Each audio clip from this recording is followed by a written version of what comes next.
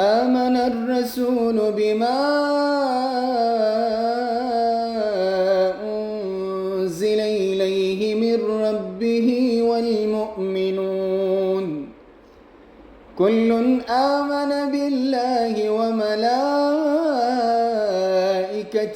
وكتبه ورسله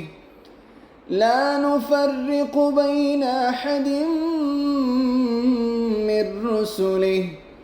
وقالوا سمعنا وأطعنا غفرانك ربنا وإليك المصير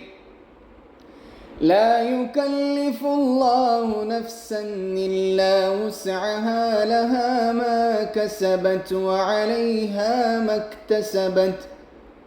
ربنا لا تؤاخذنا إن نسينا أو أخطأنا ربنا ولا تحمل علينا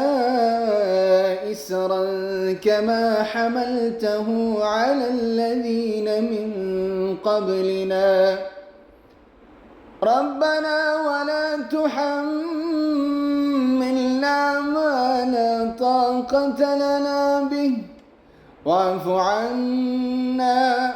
واغفر لنا وارحمنا أنت مولانا فانصرنا على القوم الكافرين.